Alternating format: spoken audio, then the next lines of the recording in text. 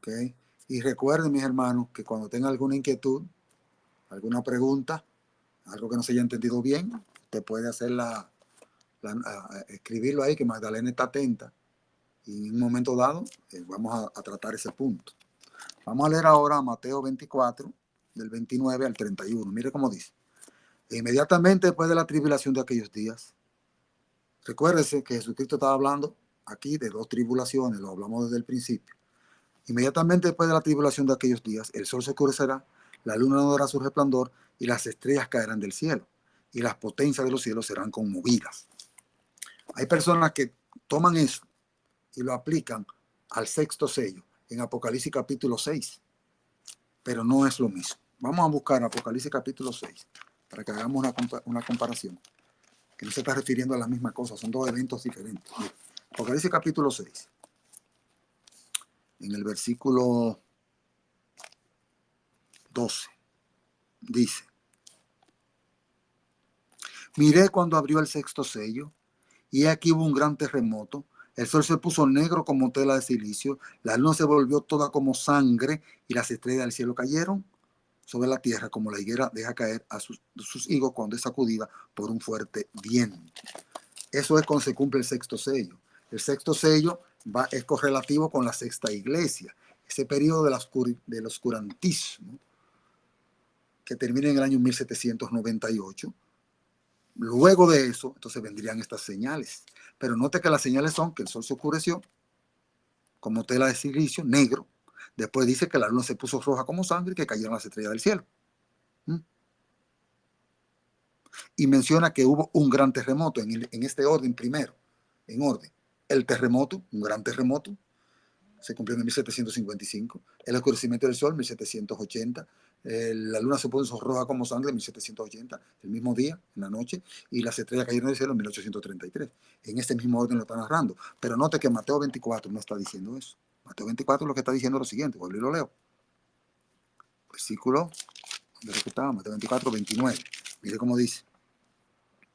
Inmediatamente después de la tribulación de aquellos días, el sol se oscurecerá, la luna no dará su resplandor, no dice que se pondrá roja, y las estrellas caerán del cielo, y las potencias de los cielos serán conmovidas. Ya sabemos lo que son las potencias de los cielos. Las potencias de los cielos son el sol y la luna, porque Dios lo dijo. El sol se va a enseñorear en el día y la luna de noche. Esas son las potencias. Se van a hacer sacudidas, se van a mover de sus lugares, porque la tierra va a quedar en la misma condición que cuando Dios vino a crear. Y así se pasará el milenio en oscuridad. Los montes huirán, se volverá un desastre la tierra, un abismo.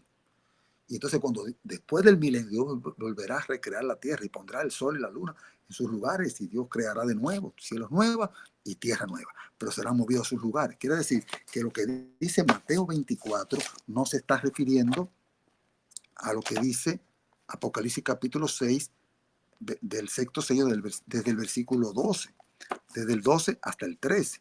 Sin embargo, cuando usted lee del 14 al 17, esos son eventos que tienen que ver con la venida de Cristo. Porque lo que dice desde el versículo 12 al versículo 13 en Apocalipsis capítulo 6 se está refiriendo a lo que viene inmediatamente después de la persecución de los 1260 años.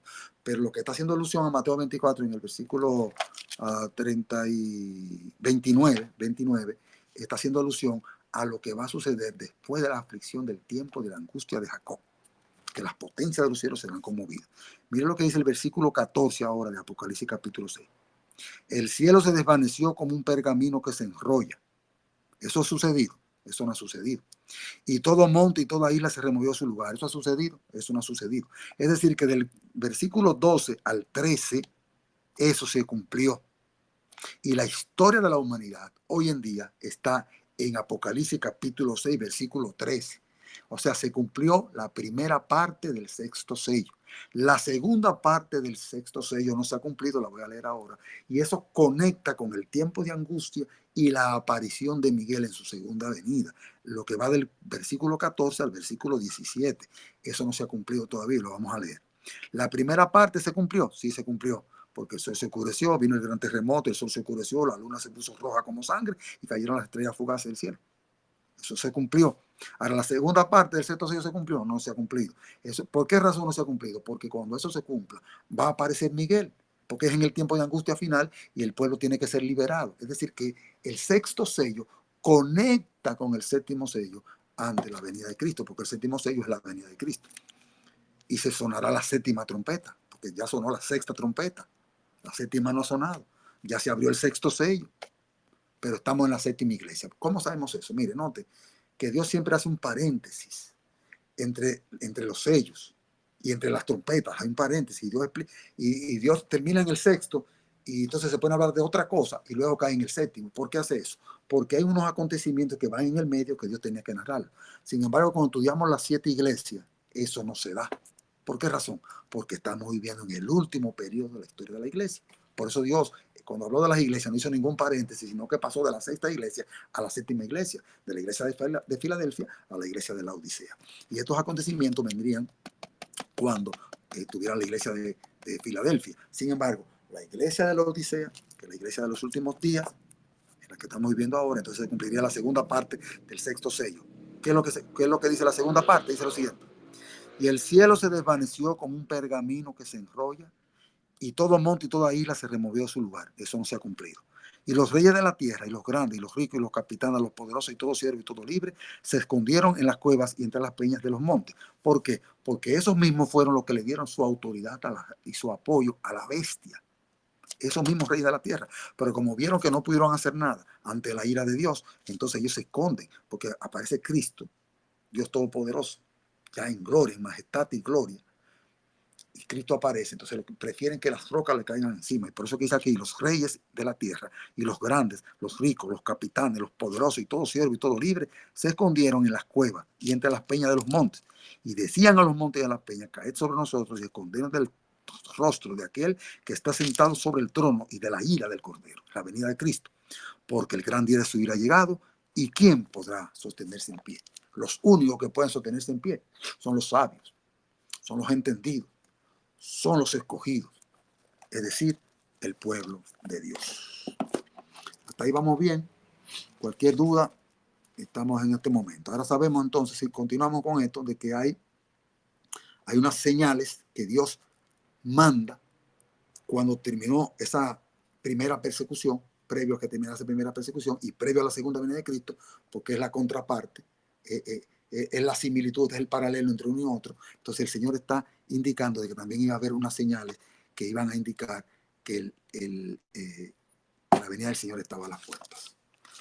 Esa persecución, cuando se dé, luego, previo a que termine la persecución y antes de la venida de Cristo para liberar a su pueblo, entonces van a aparecer unas señales también en la naturaleza, que son las que leímos en Apocalipsis capítulo 6, del 14 al 17. También hay otros sitios donde se hace alusión a estas señales que aparecen en Joel capítulo 2, 31 y en Hechos 2, que ¿cómo se llama? Lucas lo narra allí. Pero en Joel 2:31 hace alusión al oscurecimiento del sol y la luna se torna roja como sangre. Es decir, que lo que está mencionando Joel en el capítulo 2, versículo 31, es similar a lo que dice Apocalipsis capítulo 6, 12 y 13, pero es diferente a lo que dice Mateo 24. Es decir, que en Mateo 24 no podemos citar las señales ni de Apocalipsis capítulo 6, del 12 al 13, es decir, la primera parte del sexto sello. Tampoco podemos citar a Joel 2:31, porque esas señales no se corresponden con lo que está diciendo Mateo 24. Las señales de Mateo 24, las voy a leer otra vez para que estemos claros, las de Mateo 24 están haciendo alusión a qué? Están haciendo alusión a la segunda venida de Cristo. Mire cómo dice: inmediatamente después de la tribulación de aquellos días, después que termine la persecución, la angustia de Jacob, el sol se oscurecerá, la luna no dará su resplandor, y las estrellas caerán del cielo, y las potencias de los cielos serán conmovidas. El sol va a ser quitado de su lugar. Entonces aparecerá la señal del Hijo del Hombre. Esa señal es lo que vamos a decir en un momentito, porque no son señales, es una señal que indica la venida del Hijo del Hombre. Entonces se lamentarán todas las tribus de la tierra, que es lo que dice Apocalipsis capítulo 6, del 14 al 17. Yo espero que estemos claros hasta ese punto. Lo que Mateo está citando aquí no es las señales que pasaron en la Edad Media, en la primera persecución, sino que esta señal es para el cumplimiento previo a la venida de nuestro Señor Jesucristo. Que no haya ninguna diferenciación con eso, porque recuérdese que en Mateo está haciendo, Cristo en Mateo lo que está haciendo es una relación entre la destrucción de Jerusalén y su segunda venida. Las cosas que iban a suceder allá previo a la venida del Señor y las cosas que iban a suceder, previo a la destrucción de Jerusalén y las cosas que iban a suceder luego previo a la venida del Señor. No podemos ligar la una con la otra. También vamos a ver otro punto.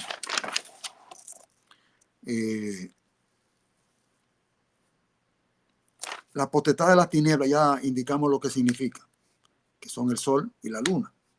Vamos a ver lo que dice, porque si usted coge, por ejemplo, voy a dar esta cita para que usted la lea, porque es un poco larga, me tomó mucho tiempo leerla.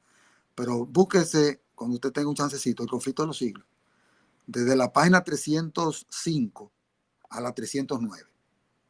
Conflicto de los siglos desde la 305 a la 309. Y de la 332 a la 333. Conflicto de los siglos de la 305 a la 309 y de la 332 a la 333. Y vamos a ver cómo la sierva de Dios aplica eso. La primera parte, cuando la sierva de Dios está hablando en el conflicto de los siglos, de la página 305 a la 309, ella está haciendo una aplicación de lo que dice Apocalipsis 6, o sea, la primera parte del sexto sello, ella la está aplicando a lo que se cumplió en la Edad Media, en el 1755, 1780 y 1833. Ella hace esa aplicación, o sea que ella estaba clara en el asunto, lo entendía perfectamente. Pero después en la otra sección que les dije, del 332 a la 333, ella le hace una aplicación a los acontecimientos que tienen que ver con las señales previo a la venida de Cristo, que es lo que le vengo explicando. O sea, quien explica eso con mucho más detalle es la sierva de Dios en esa cita que le estoy dando. Son dos acontecimientos completamente diferentes y son señales diferentes. Aunque las señales se manifiestan en la naturaleza, en el sol, la luna y las estrellas, son eventos diferentes, acontecimientos diferentes. Uno ya se cumplió, señalando ya, esos fueron los trompetazos que el Señor utilizó como una manifestación exterior para indicar que el día del juicio estaba próximo a suceder. Recuérdese que cuando estudiábamos la fiesta de del santuario de Dios, antes de que viniera el día de expiación o el día de juicio, se tocaban trompetas, 9 de la mañana, 3 de la tarde, durante 10 días. Faltan 9 días, faltan 8 días, prepárense, aflijan sus almas, faltan 7 días. Y así iban anunciándose, hasta que llegaba el día de expiación, que es el día 10 del mes séptimo. Asimismo, Dios tocó 10 años antes unos trompetazos para que indicaran de que próximamente Cristo pasaría al lugar santísimo. Y Apocalipsis capítulo 11 lo dice, 11:19, cuando dice, el templo de Dios fue abierto en el cielo y fue vista el arca de su testimonio, es decir, que el lugar santísimo fue abierto. Y cuando el sumo sacerdote pasaba del santo al santísimo, era para ejecutar el día de expiaciones o lo que podemos conocer hoy como el día del juicio. Ahí Cristo empezó el juicio y cuando Cristo termine esa intercesión o esa labor judicial, entonces Cristo se quitará sus vestimentas sacerdotales, se colocará sus vestimentas reales y vendrá a buscar a su pueblo. Y antes de eso, entonces Dios va a hacer unas manifestaciones poderosas en la naturaleza para que su pueblo entienda de que ya Cristo viene. Dice la sierva de Dios más todavía, se oirá la voz del Padre anunciando la venida de Cristo en un momento dado. Pero primero tiene que aparecer la señal del Hijo del Hombre. ¿En qué consiste la señal del Hijo del Hombre? La señal del Hijo del Hombre es una nubecita negra, como la mitad de la palma de una mano. ¿Por qué negra? Cuando eso suceda, dice que se va a hacer luminosa cada día más, porque Dios va a despejar el cielo. Dice que el cielo se enrolla con un pergamino que es envuelto y el cielo va a ser despejado. Y por el este se va a ver esa nubecita ya. Los hijos de Dios van a entender la señal, los entendidos, los sabios, los escogidos, así se le llama al pueblo de Dios, van a entender esa señal de que Cristo viene ahí. Y a medida que esa señal, esa nubecita, se va acercando más a la tierra, se va haciendo más grande, más visible y más luminosa. Tan luminosa será que la tierra entera será iluminada por la venida de Cristo. A la medianoche, cuando Cristo aparezca, la tierra quedará completamente iluminada. No importa Sabe que la tierra tiene una parte que está de día, otra parte de noche, no importa la parte que está de día, porque vendrán tinieblas, dice la palabra, a la tierra, y una oscuridad terrible. No importa de qué lado del sol esté, la tierra va a estar en tinieblas cuando Cristo aparezca, porque las potencias de los cielos serán conmovidas y se quitarán de sus lugares, no van a estar allí. Y cuando eso se vaya, no va a haber ningún reflejo, en oscuridad completa. Es una señal majestuosa de que Cristo eh, aparecerá en las nubes casi de inmediato. Muy bien, vamos a ver, vimos al principio de que hay dos grupos y hay dos persecuciones. Vamos a pasar ahora, para poder entender eso mejor, a Apocalipsis, porque Mateo lo indica, pero queremos ver en Apocalipsis, en el capítulo, lo que tiene que ver con el quinto sello. El quinto sello, mire cómo dice, Apocalipsis capítulo 6, antes de lo que leímos ahorita, mire cómo dice. Cuando abrió el quinto sello, vi bajo del altar las almas de los que habían sido muertos por causa de la palabra de Dios y del testimonio que tenían.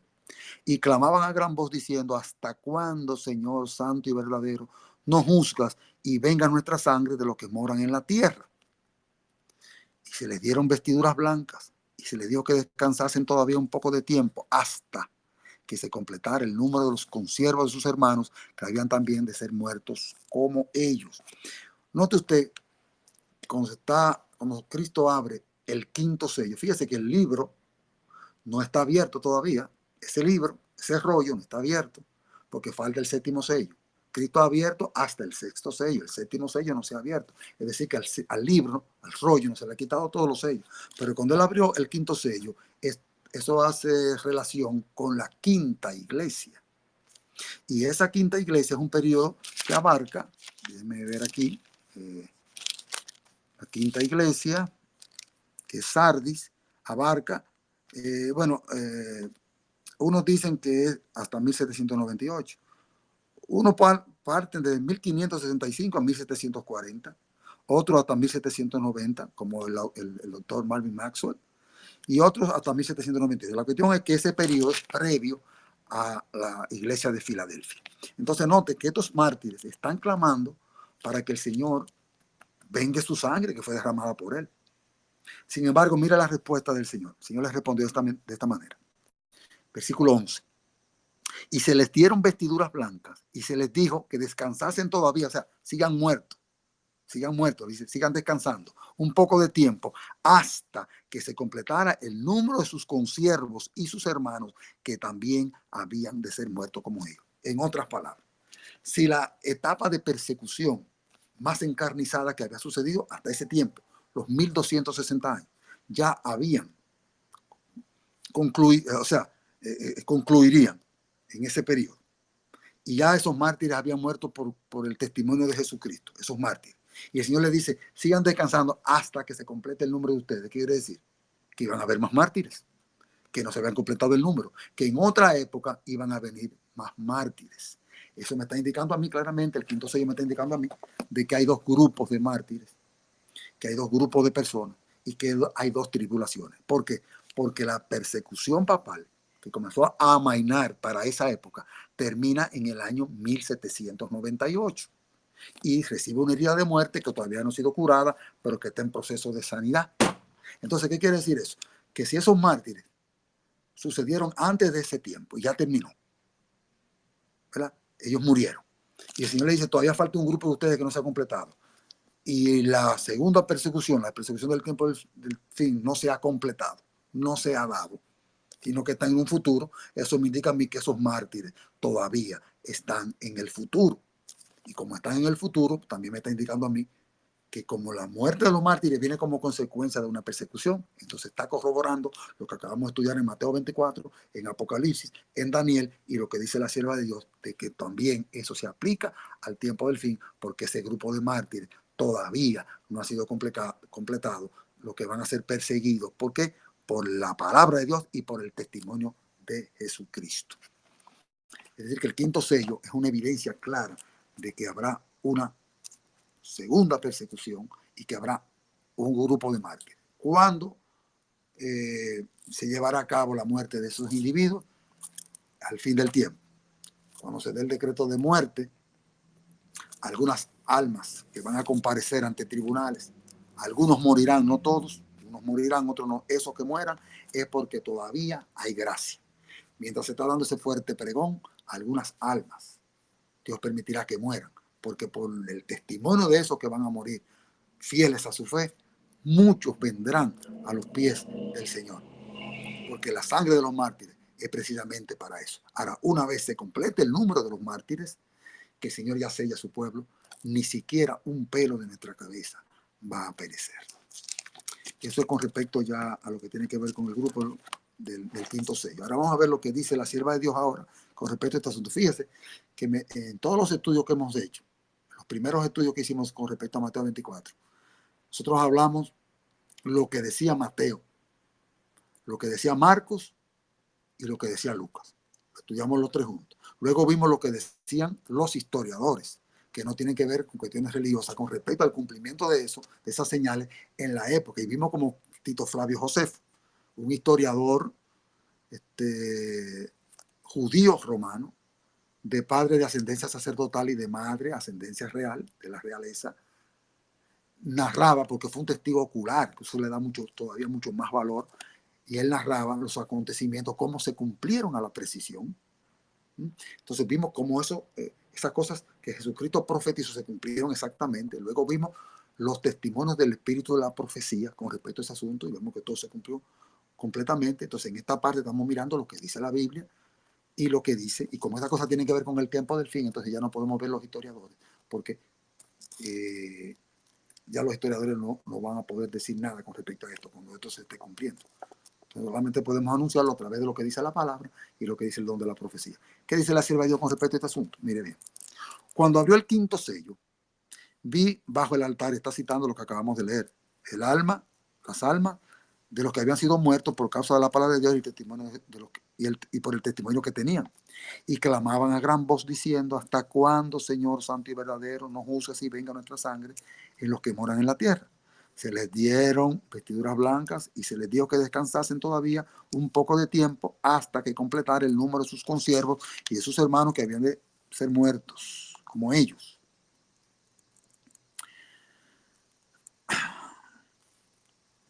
Que debían ser muertos como ellos. En el siglo XIII se estableció la más terrible de las maquinaciones del papado, la Inquisición. El príncipe de las tinieblas obró junto con los jefes de la jerarquía papal. En sus concilios secretos, Satanás y sus ángeles controlaron las mentes de hombres malvados, mientras que invisible acampaba entre ellos un ángel de Dios que anotaba el temible registro de sus malvados decretos y escribía la historia de hechos demasiado horrorosos para ser presentados a la vista de los hombres. Babilonia la Grande fue embriagada de la sangre de los santos. Los cuerpos mutilados de millones de mártires clamaban a Dios por venganza contra aquel poder apóstata. Conflicto de los siglos, página 59. La sierva de Dios está citando el quinto sello y diciendo que esa parte del quinto sello fue el cumplimiento de la persecución papal a través de la Inquisición y de los poderes apóstatas, y derramaron la sangre de mártires que clamaban a Dios. Ese grupo del que estaba clamando. Sigue diciendo: cuando nuestra nación, los Estados Unidos, renuncie de tal manera de los principios de su gobierno que promulgue una ley dominical, por este acto el protestantismo unirá sus manos con el papado. Esto no significa más que darle vida a la tiranía que durante largo tiempo ha estado argumentado ávidamente su oportunidad de resurgir en un activo despotismo. Esa está en Maranata, página 29. Cuando el desafío hacia la ley de Dios sea casi universal, cuando su pueblo sea duramente afligido por sus semejantes, Dios intervendrá. Entonces se oirá la voz de los mártires que yacen en sus sepulcros y que se presentan bajo el simbolismo de las almas que vio Juan, que habían sido muertos por aferrarse a la palabra de Dios y el testimonio de Jesucristo. En ese tiempo ascenderá la oración de cada verdadero hijo de Dios. Es tiempo de orar, pues han invalidado tu ley.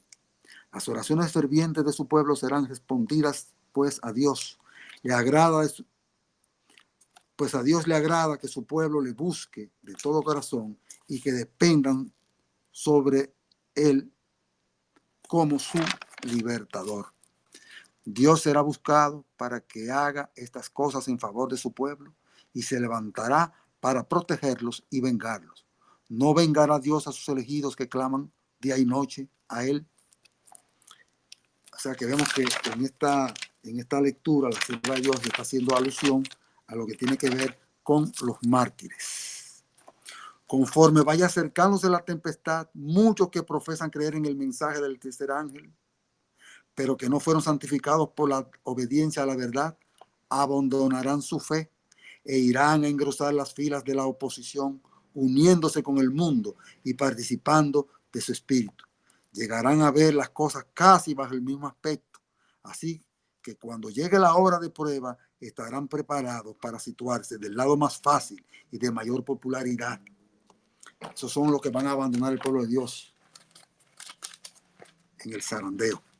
Hombres de talento y de elocuencia, que se gozaron un día en la verdad, emplearán sus facultades para reducir y descarriar almas.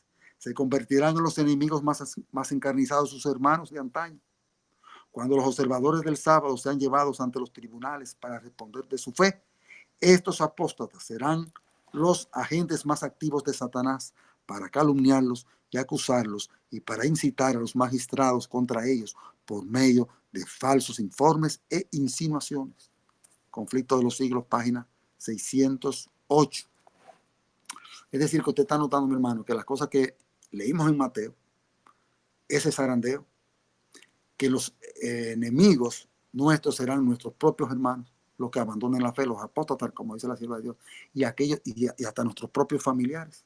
Sigue diciendo, es imposible dar una idea de lo que experimentará el pueblo de Dios que viva en la tierra cuando se combinen las manifestaciones de la gloria de Dios y la repetición de las persecuciones pasadas. Evento de los últimos días, página 270. Es decir, que los eventos de las persecuciones pasadas se van a repetir y así mismo se va a manifestar el poder protector de Dios para su pueblo.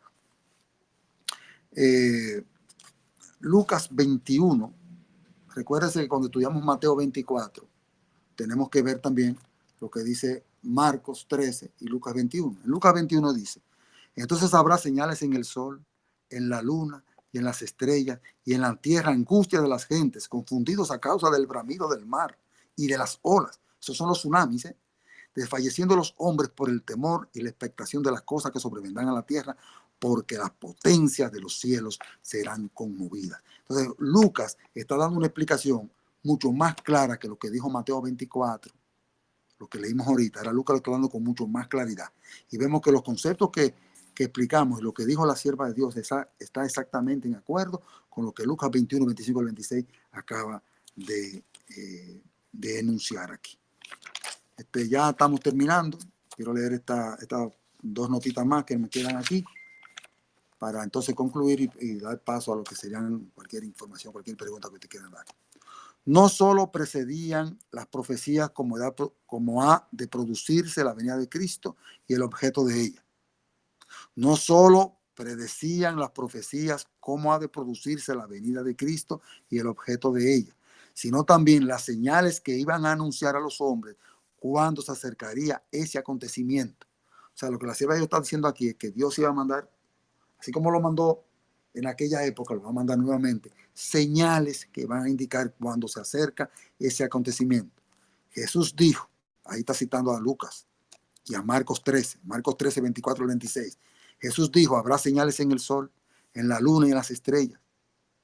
El sol se oscurecerá, y la luna no dará su resplandor, y las estrellas caerán del cielo, y las virtudes que están en los cielos serán conmovidas, y entonces verán el Hijo del Hombre que vendrá en las nubes con mucha potestad y gloria. Está citando a Marcos 13, 24 y 26. El revelador describe así las primeras señales que iban a preceder al segundo advenimiento. Conflicto de los siglos, página 305. Como dijo la sierva de Dios, el revelador describe así la primera de las señales que iba a preceder el segundo advenimiento. Es decir, que esa señal que acabamos de ver son las que van a preceder al segundo advenimiento de Cristo. No tiene que ver con lo que se cumplió, que la luz se puso roja como sangre. En este momento no es eso. La luna y el sol van a ser desquiciados de sus lugares y vendrá esa oscuridad, esas tinieblas sobre la tierra. El 16 de diciembre del año 1848, el Señor me dio una visión de la conmoción de las potestades del cielo. Vi que cuando el Señor dijo cielo, al anunciar las señales indicaba por Mateo, Marcos y Lucas, dice la sierva de Dios, quería decir el cielo. Y cuando dijo tierra, se refería a la tierra. La potestad del cielo son el sol, la luna y las estrellas. Estoy leyendo a Primeros Escritos, página 41. Primeros Escritos, página 41, y lo leo de nuevo. El 16 de diciembre de 1848, el Señor me dio una visión de la conmoción de las potestades del cielo. Vi que cuando el Señor dijo cielo, al anunciar las señales indicadas por Mateo, Marcos y Lucas, quería decir el cielo. Cuando dijo tierra, se refería a la tierra. La potestad del cielo son el sol, la luna y las estrellas. Gobiernan en los cielos. Las potestades terrenas son los que gobiernan en la tierra. Por eso que usted ve, que leímos ahorita, que los reyes, los capitanes, los gobernantes y los magnates de la tierra le dicen que le caigan encima. ¿Por qué razón? Porque esos son los que gobiernan en la tierra. La potestad del cielo se conmoverán a la voz de Dios. Entonces el sol, la luna y las estrellas se desquiciarán de su asiento. No se aniquilarán, dice ella, sino que se conmoverán a la voz de Dios. O sea, no es que que el sol se desapareció, se perdió o se dañó. No, no. Se van a desquiciar de sus lugares. Porque cuando Dios vuelva a crear ese sol y esa luna, Dios los colocará en sus lugares nuevamente. Y entonces Dios dirá, sea la luz. Y cuando Dios cree nuevamente, así como creó al principio, el sol, la luz y las estrellas, los colocará nuevamente. Y va a, como digamos, no es que Dios va a hacer una tierra nueva. Es la tierra renovada. No es que Dios va a hacer un solo nuevo, un sol y una luna nueva. No, van a ser renovados y colocados en su lugar nuevamente cuando Dios haga los cielos y la nueva tierra.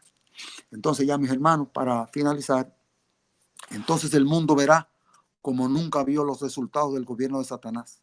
Pero en aquel día, así como sucedió en tiempo de la destrucción de Jerusalén, el pueblo de Dios será librado, porque serán salvos todos aquellos cuyo nombre están escritos en el libro para vida.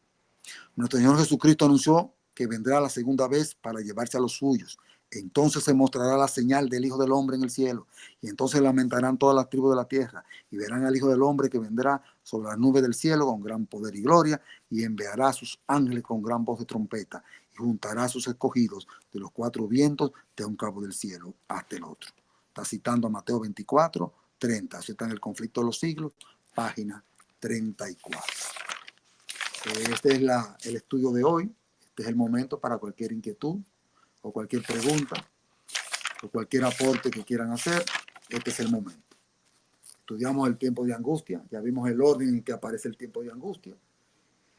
Y vimos cuáles son las señales que se van a presentar y qué relación tiene el tiempo de angustia con el tiempo de angustia pasado y qué relación tiene con la segunda venida de nuestro Señor Jesucristo, según Mateo 24. Hermana Magdalena, usted tiene el control ahora. Amén. Sí, vamos a ver ahora la sección de las preguntas y respuestas. Vemos que la iglesia está conectada, así es que pueden hacer sus preguntas ahora, sus comentarios. Yo quería hacer una pregunta. Buenas tardes. Buenas tardes. Franklin, usted decía que va a haber una tiniebla y dentro de esa tiniebla que Jesús va a venir, pero no sé si es que lo he leído por ahí donde dice que Jesús vendrá con un destello de luz tan grande que mucha gente van a caer muerta. Entonces, yo creo que usted me da una explicación respecto a eso.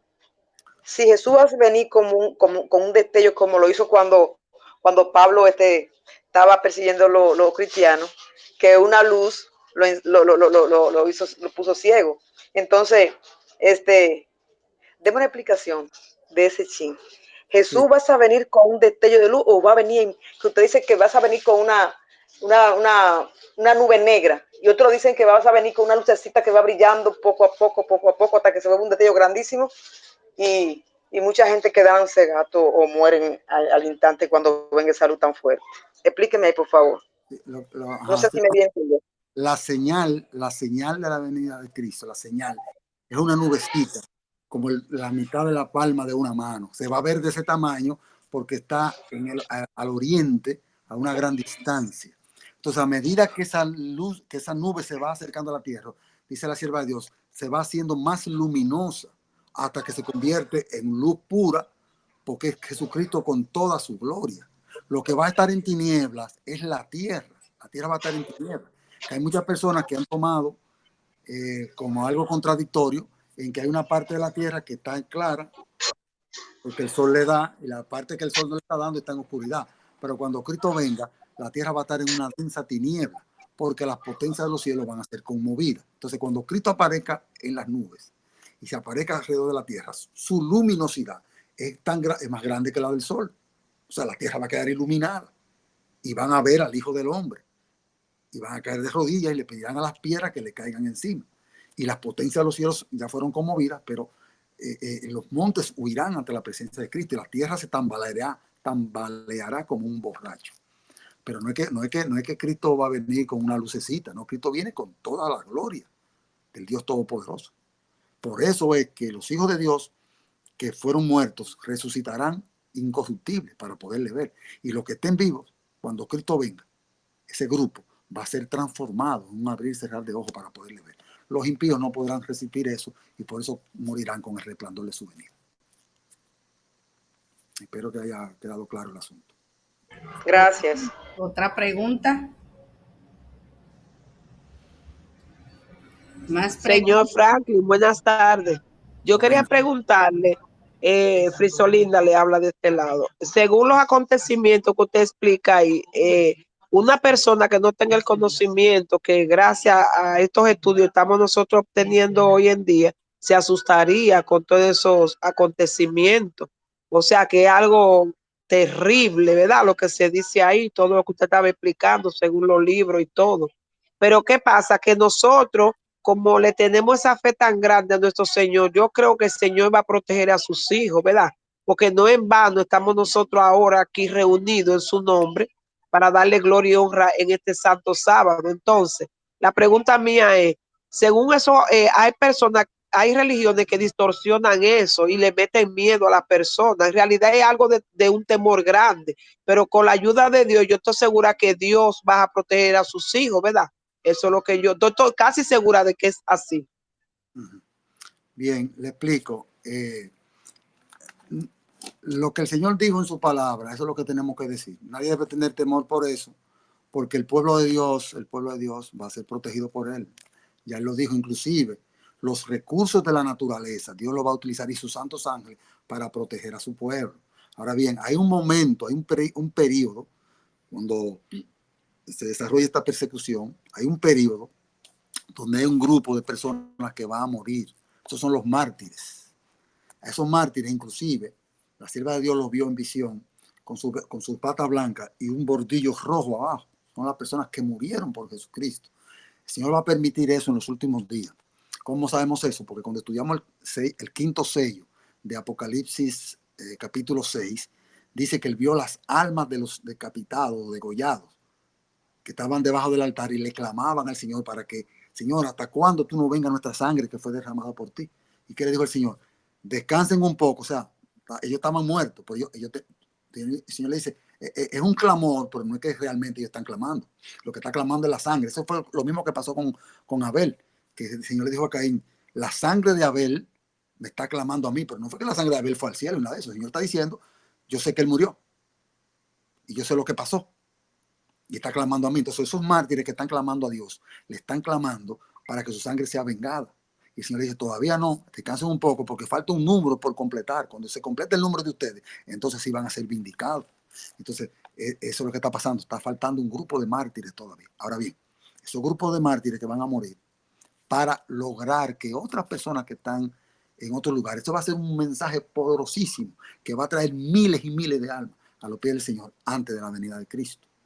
Ahora bien, las personas, dice la sierva de Dios más, que no tengan el valor para enfrentar esa situación, muchos de ellos van a dormir. Por amor, Dios lo va a poner a dormir. Será así.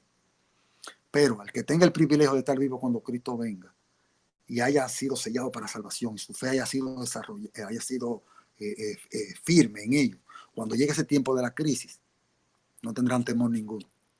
Dios, pero la crisis yo no puedo decirle a usted que no va a venir, porque va a venir.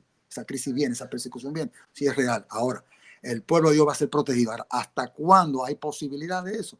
Mientras no sean sellados, mientras haya gracia. El pueblo de Dios va sellado primero. Pero hay otra parte del pueblo de Dios que está en Babilonia, que va a venir. Esas personas, mientras todavía hay gracia, hay oportunidad, se está dando ese fuerte pregón, hay algunos mártires que van a padecer de la muerte. Hay algunos que van a tener que participar de la muerte. Lamentablemente, o no lamentablemente, una bendición de Dios. Va a ser así. Pero una vez ya se confirme los salvados, todos ya, entonces ya no habrá más mártires, ni siquiera un pelo en nuestra cabeza va a aparecer. Y otra cosa, cuando a nosotros nos corresponda estar en alguna montaña, huyendo, usted dirá, con un satélite me encuentran de una vez, se mete un ejército, un helicóptero, me van a agarrar. Dios utilizará los fenómenos de la naturaleza. Solamente piensen en esto. ¿Qué hacen las grandes potencias con tantas armas nucleares que tienen cuando viene un terremoto? Nada, sentarse en su casa. Cuando viene un ciclón, ¿qué hacen? Nada, no pueden hacer nada. O sea que Dios tiene el control de la naturaleza. Y si yo estoy allá de aquel lugar y alguien está acercándose ante mí y Dios manda un viento solano allí, ¿qué va a pasar? No pueden pasar para aquel lado. Solamente recuerde lo que pasó cuando el pueblo de Dios era perseguido por el faraón. El faraón a caballo, gente entrenado para la guerra, y el pueblo de Dios a pie. Y faraón no lo pudo alcanzar. ¿Le explico por qué no lo alcanzó? Porque la palabra de Dios dice que la nube que los protegía a ellos se colocó detrás del pueblo, entre el faraón y el pueblo de Dios. ¿Quién estaba en el medio? Estaba Jehová. Y esa protección Dios la hizo. El faraón no lo pudo alcanzar viniendo a caballo y ellos a pie, y no lo pudo alcanzar porque la nube se colocó ahí atrás. Eso mismo hará Jehová con nosotros. Lo mismo que hizo con Elías, hará Jehová con nosotros. Va a haber una protección de parte de Dios para su pueblo. Ahora será un tiempo de angustia, cual nunca ha sido ni será. ¿Usted sabe por qué? Porque ahí está en juego la salvación eterna del individuo. Y el ser humano, en ese momento, Satanás tratará de hacer de que usted tenga dudas y usted se preguntará, oye, ¿habrá confesado todo mi pecado? Porque el pecado que no ha sido confesado no ha entrado al santuario. El pecado que no entra al santuario no puede ser perdonado. Por eso el pecado hay que confesarlo ya. Porque el pecado que no entra al santuario queda en usted. Hay que confesarlo para que entre al santuario, entonces el Señor lo perdone. Satanás querrá poner dudas en nuestra mente. Tengo una cita del Espíritu Profecía que lo dice claro, que tratará de poner dudas en nuestra mente de que algún pecado no hayamos confesado, y esa angustia nos va a estar acabando. Pero que entonces Dios vendrá y pondrá en nosotros esa paz y esa seguridad de que nuestros pecados fueron confesados y que fueron perdonados. Eso será previo a la venida de nuestro Señor. Cuando Cristo aparezca en gloria, entonces nosotros diremos, aquí nuestro Dios le hemos esperado y Él nos salvará. Así es. Amén, gracias, muy claro, gracias, querido. ¿Alguna otra inquietud? ¿Alguna otra pregunta?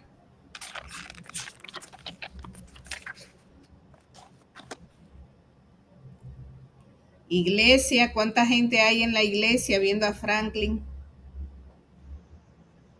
Si no hay ninguna inquietud, entonces le voy a anunciar el tema del próximo sábado. Ok. El próximo sábado vamos a dar algunos datos adicionales del tiempo de angustia, que fue lo que estudiamos hoy, y vamos a pasar a lo que Mateo 24:37 hasta el 39 habla de que Cristo viene como ladrón en la noche, porque también eso se ha malinterpretado. Vamos a aclarar un poco de eso y recordar también que el Señor aparecerá a la medianoche, pero no importa cómo aparezca, no importa que la tierra esté en tinieblas, no tiene nada que ver. La gloria de Cristo será tan poderosa que la iluminará completa, porque todo ojo tiene que verle. De los que están vivos, cuando Cristo venga, todo ojo le verá, hasta que le traspasaron. Bueno, mi querida Magdalena, si no hay ninguna... Despídanos en oración, Franklin. Sí, muy bien, vamos a despedirnos. Oremos. Padre amado, gracias te damos, Señor, por la revelación de tu santa palabra y el don de profecía.